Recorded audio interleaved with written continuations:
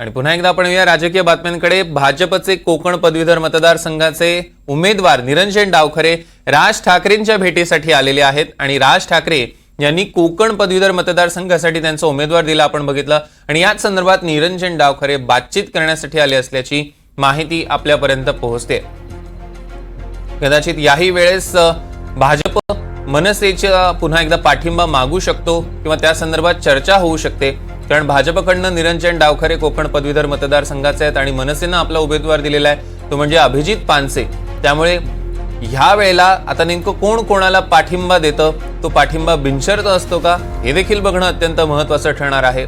नेमका कोकण पदवीधरसाठी काय फॉर्म्युला ठरतो हे बघावं लागेल, कारण भाजपकडनं निरंजन डावखरे आणि अभिजित पानसे मनसेकडनं मैदानात आहेत। जुई जाधव आपल्या प्रतिनिधी आपल्या सोबत जोडल्या गेल्या, त्यांच्याकडून अधिकचे अपडेट्स घेऊया। जुई, आपण बघतोय एकीकडे लोकसभेला बिनशर्त मनसेनं पाठिंबा दिला भाजपला आणि त्यानंतर अपेक्षा अशा होत्या की पुढच्या काही निवडणुकांमध्ये मनसेला देखील पाठिंबा मिळेल, मात्र कोकण पदवीधर मतदारसंघासाठी दोघांनीही उमेदवार दिलेले आहेत आणि आता त्यांच्यात चर्चा होते। काय अपडेट्स? सौरभ, निश्चितच सकाळी 7 वाजलेले आहेत आणि इतक्या सकाळी लवकर भाजपचे कोकण पदवीधर मतदारसंघाचे उमेदवार निरंजन डावखरे हे राज ठाकरे यांच्या भेटीसाठी आलेले आहेत।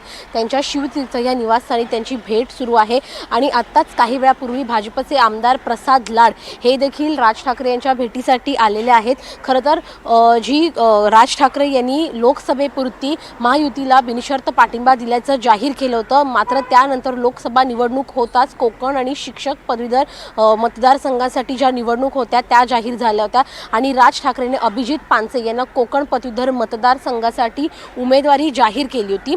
खरं तर सगळ्यांना अशी अपेक्षा होती की राज ठाकरे हे येत्या निवडणुकींमध्ये भाजपला महायुतीला पाठिंबा देतील, मात्र अभिजित पानसे यांना उमेदवारी देऊन राज ठाकरेंनी गुगली टाकली आहे आणि एकला चलोरेचा नारा दिला आहे।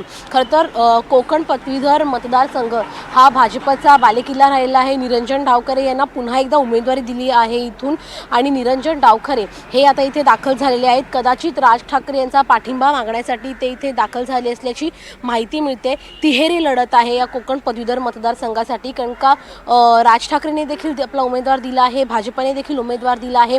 असं जर झालं तर मात्र कुठेतरी मतं विभाजित होतील। लोकसभेमध्ये जर आपण पाहिलं तर मग राज ठाकरे यांचा मतांचा फॅक्टर खूप महत्त्वाचा होता। महायुतीच्या उमेदवारांसाठी राज ठाकरे यांनी सभा घेतल्या, त्यांच्या नेत्यांनी देखील जाऊन सभा घेतल्या, प्रचार केला, त्यामुळे राज ठाकरे यांची भरपूर मदत लोकसभेला महायुतीच्या उमेदवारांना झाली आणि तशीच मदत आगामी ज्या आता निवडणुका लागल्या आहेत कोकण पदवीधर शिक्षक पदवीधर त्याच्यासाठी आणि विधानसभेसाठी देखील त्यांची मदत गरजेची आहे, कारण का मतं विभाजित होऊ द्यायची नाही आहेत। हाच एक आता अजेंडा भाजप आणि महायुतीच्या पक्षांचा राहिलेला आहे।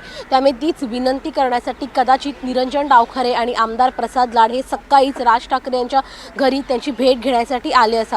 तर दुसरीकडे सकाळी 9 वाजता मनसेच्या नेत्यांची देखील बैठक आहे, त्यामुळे कदाचित राज ठाकरे हा देखील मुद्दा त्यांच्या नेत्यांच्या समोर उपस्थित करून त्यांच्या नेत्यांचं नेमकं म्हणणं काय आहे हे जाणून घेतील। सौरभ, निश्चितच जुई, या संदर्भातले अधिकचे अपडेट्स आम्ही तुमच्याकडून घेणारच आहोत। तुर्तास धन्यवाद।